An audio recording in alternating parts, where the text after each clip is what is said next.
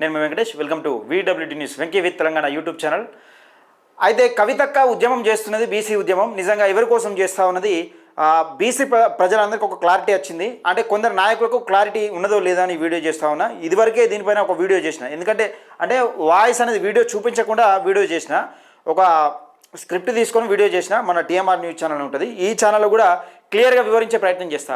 TV5 మూర్తి ఛానల్లో TV5లో వచ్చిన ఇంటర్వ్యూలో కవితక్క ఏం మాట్లాడింది, బీసీ ఉన్న సోయి నాయకుడు, సోయి ఉన్న బీసీ నాయకుడు ప్రతి ఒక్కరు కూడా ఈ వాయిస్ వినాలి, ఈ వీడియో కూడా చూడాలి, ఎక్కువ మందికి షేర్ చేసే ప్రయత్నం చేయాలి.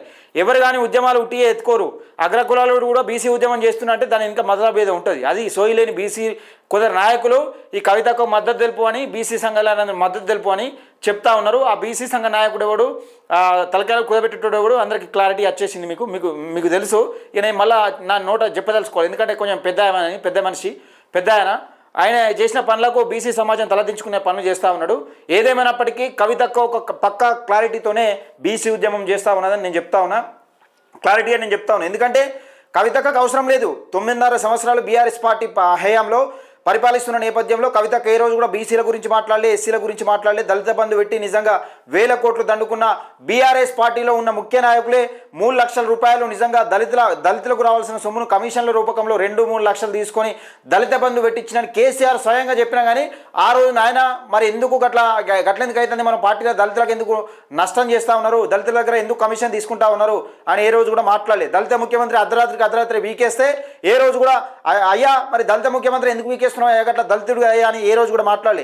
బీసీ నాయకుని ఒక ఈటల రాజేందర్ను రాత్రే బీకేస్తే ఏ రోజు కూడా బీసీ సంఘ నాయకులను బీసీ నాయకుని ఎందుకు బీకేస్తున్నావు అయ్యా అని ఏ రోజు కూడా మాట్లాడలే. కానీ ఈరోజు అధికారం పోయిన తర్వాత 9.5 సంవత్సరాలు అనుభవించిన తర్వాత, అధికారం పోయిన తర్వాత చిప్ప చేతికి వచ్చినాక, అంటే మామూలుగా అధికారం పోయి ఈ చిప్ప చేతికి వచ్చే టైంకు జైలు పాలు అయిపోయినాక, అంటే చిప్ప చేతికి వచ్చంటే జైలు పాలైంది కదా, 5 నెలలు జైలుకి అయినాక ఇప్పుడు గుర్తుకొచ్చింది కవితక్కకు బీసీ ఉద్యమం, బీసీలపైన ప్రేమ, బీసీలపైన ఆప్యాయత, బీసీ బిడ్డలపైన మెరుగైన విద్యా వైద్యం అందించాలి, రాజకీయ పరంగా వెనుకబడి ఉన్నారు, 42% రిజర్వేషన్ కల్పించాలని ప్రేమ ఒలకబోస్తున్న కవితక్కకు ఇది ఒక పెద్ద కౌంటర్ అని చెప్పుకోవచ్చు.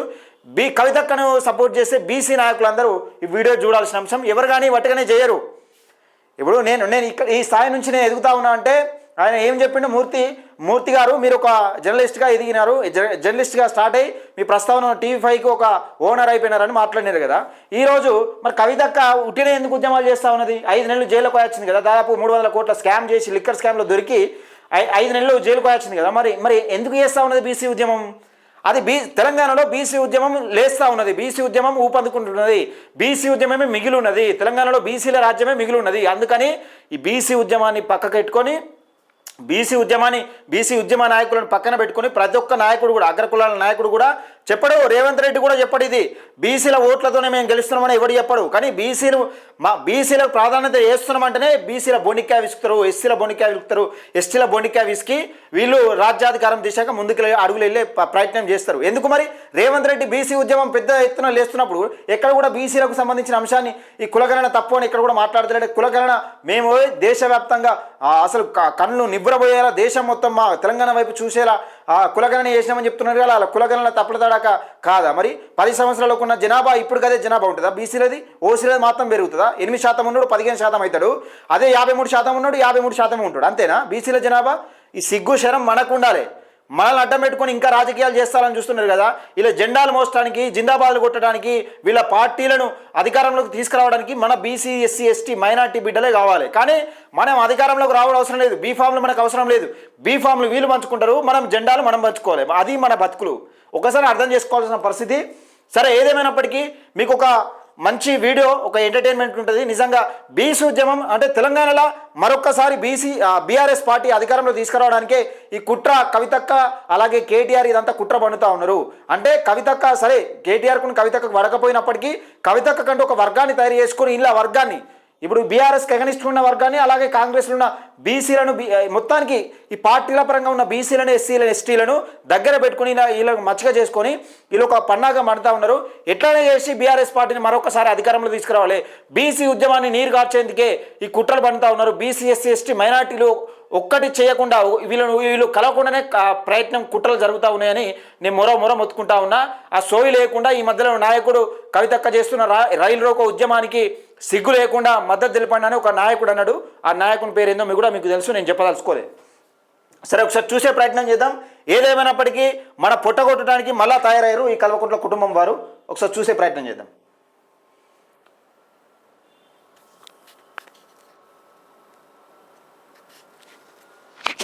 పాలిటిక్స్ ఇష్టమా, గల్లీ పాలిటిక్స్ ఇష్టమా?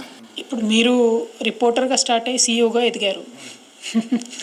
సో ఎవరైనా వాళ్ళ ఫీల్డ్లో పైకి వెళ్ళాలని అనుకుంటారు కదా. ముఖ్యమంత్రి అవ్వాలనుకుంటారు. సరే, ఇప్పుడు ఈయన రిపోర్టర్గా స్టార్ట్ అయ్యి సీఈఓగా ఎదిగినారు కదా. మరి మా బీసీ కార్యకర్తలు, ఎస్సీ కార్యకర్తలు, ఎస్టీ కార్యకర్తలు తెలంగాణ ఉద్యమకారులు అని చెప్పుక తిరుక్కుంటా ఇప్పుడు కూడా గదే సిపోడుకొని అడక తినే బతుకైపోయింది కదా. మరి తెలంగాణలో వాళ్ళు ఎందుకు ధనవంతులు కాలే? మీరే కోట్లకి ఎందుకు పడగలెత్తిరు? మరి తెలంగాణలో మీరే కోట్లగా ఎందుకు పడగలెత్తిరు? తెలంగాణ ఉద్యమకారులు అంటే ఇప్పటికి కూడా చెప్ప తిరుగుతూ ఉన్నారు కదా రోడ్ల మీద. మరి వాళ్ళ ధనవంతులు ఎందుకు కాలే? బీసీలు కాలే, ఎస్సీలు కాలే, ఎస్టీలు కాలే, మరి మీరే ఎందుకు అయ్యారు?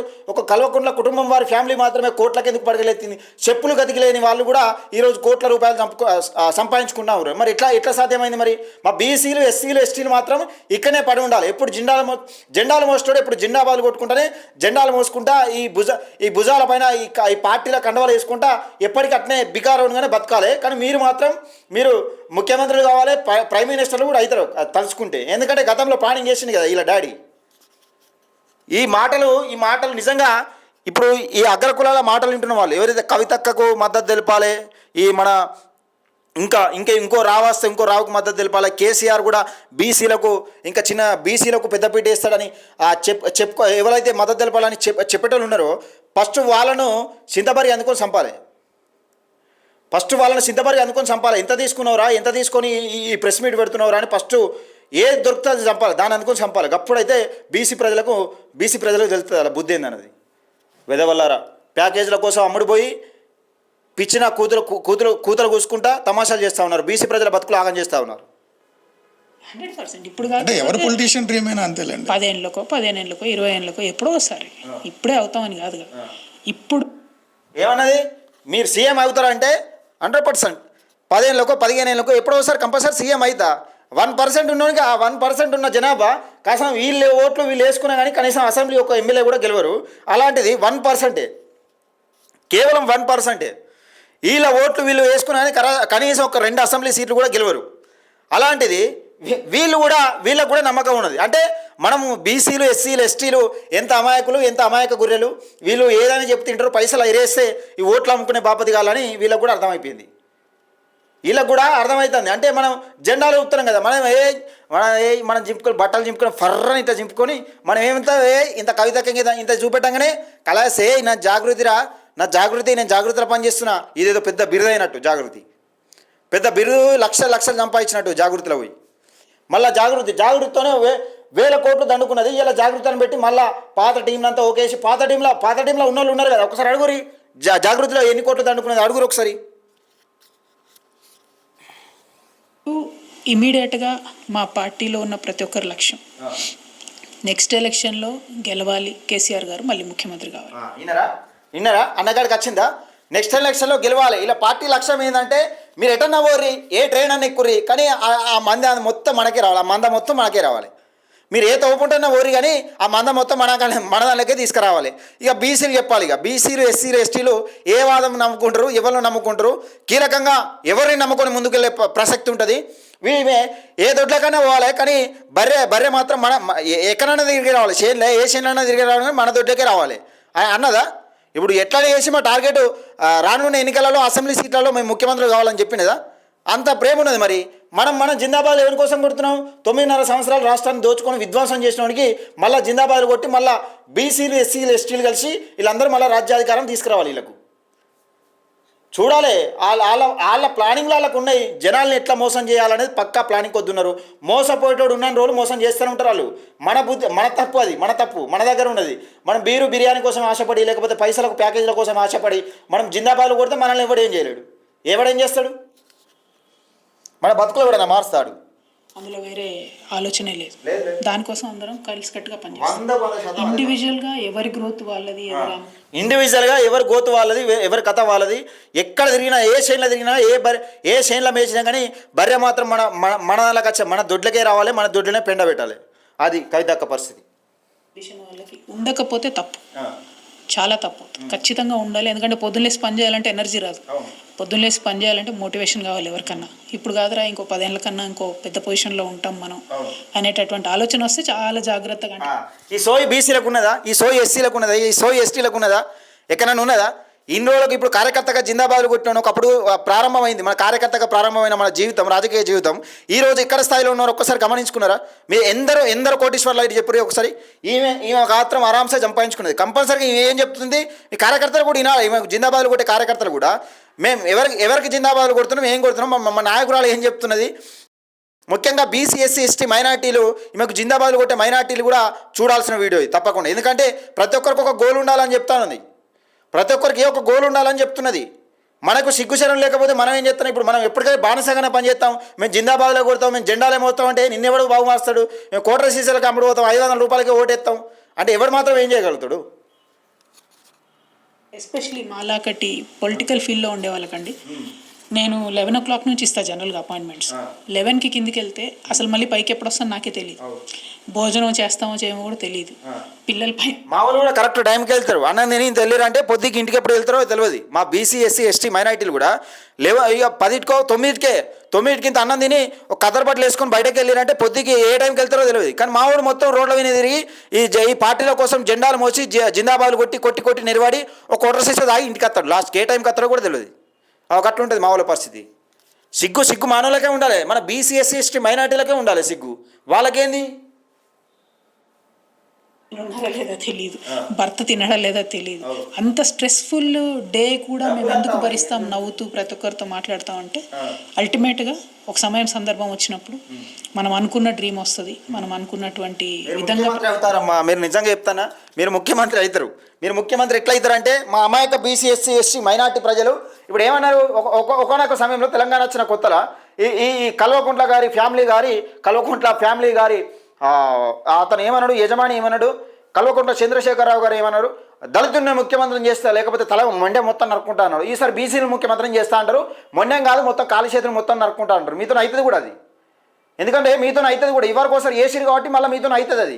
ఈసారి బీసీని ముఖ్యమంత్రి, బీసీ వాదం తెలంగాణలో ఉప్పొంగుతున్నది కాబట్టి బీసీని ముఖ్యమంత్రిని చేస్తా అంటే కళాస్ గంప గుత్తగా ఉసుకో అంటారు మా వాళ్ళు ఉట్టినే. బీసీని ముఖ్యమంత్రిని చేస్తాడు అప్పుడు దళితుని ముఖ్యమంత్రిని చేస్తా అంటే నమ్మలే, తల నరుక్కుంటా అన్నారు. ఇప్పుడు మొండెం మొత్తం కాలు చేతులు అడ్డంగా నరుక్కుంటా అంటారు. లేకపోతే రాళ్లతో కూడా కాదు మొత్తానికే పెద్ద ఏముంటాయి గుణపాలు అందుకుని సంపూరి లేకపోతే గడపాలు అందుకుని కూర్చురని కూడా మాట్లాడతారు. గట్లా ఉంటుంది. ఏదేమైనప్పటికీ ఒక పక్కా ప్లానింగ్తోనే కవితక్క బీసీ ఉద్యమం చేస్తూ ఉన్నది. రానున్న రోజులలో అసెంబ్లీ ఎన్నికల్లో బీఆర్ఎస్ పార్టీని గద్దె ఎక్కించడం కోసమే తలో దారి చూసుకొని రూట్లో పోతూ ఉన్నారు. ఇది ఇంట్లో పంచాయతీ అయినా కానీ వాళ్ళకు ఉన్నది పంచాయతీ. సరే వాళ్ళకు పంచాయతీ ఉన్నప్పటికీ ఇంట్లో పంచాయతీ కోసమైనా కానీ వీళ్ళను ఆల్టర్నేట్గా వీళ్ళు చెప్తున్నది ఏంటిది, ఏదేమైనప్పటికీ మా పార్టీని అధికారంలో తీసుకురావాలి. మేము ఎక్కడ ఏ ఏరియా ఎవరు దోసుకున్నా పర్లేదు కానీ ఏ ఏరియా ఎవరు కవర్ చేసి ఎవరు దోసుకున్నా పర్లేదు కానీ మా పార్టీ అధికారంలోకి వచ్చిన తర్వాత మనం అంతా చూసుకుంటాం కానీ ఏ ఏరియా ఎవరు తిరిగినా పర్లేదు కానీ ఆల్టర్నేట్గా మా బీఆర్ఎస్ పార్టీని అధికారంలో తీసుకురావాలి అని చెప్తా ఉన్నది. ఒకసారి బీసీ ప్రజలు, ఎస్సీ ప్రజలు, ఎస్టీ ప్రజలు చూడాల్సిన వీడియో ఇది. ఎందుకంటే మనం మోసపోతూనే ఉంటాం. ఎన్ని రోజులు మోసపోయినా కానీ మోసం చేసేటోడు ఉన్న రోజులు మోసపోతూనే ఉంటాం మనం. అంటే మనం మోసపోయేటోడు ఉన్న రోజులు మోసం చేస్తూనే ఉంటాడు ఎవడు కానీ. దయచేసి మిత్రులారా ఈ వీడియోని ఎక్కువ మందికి షేర్ చేసే ప్రయత్నం చేయండి. ముఖ్యంగా బీసీ నాయకులు, బీసీ సిగ్గు శరం లేని నాయకులు కొందరు, కవితకు సపోర్ట్ చేసే నాయకులు కొందరు దయచేసి ఈ వీడియోని వాళ్ళకు షేర్ చేసేంతవరకు, వాళ్ళకు తెలియజేసేంతవరకు షేర్ చేసే ప్రయత్నం చేయండి. VWT న్యూస్ సబ్స్క్రైబ్ చేసుకోండి.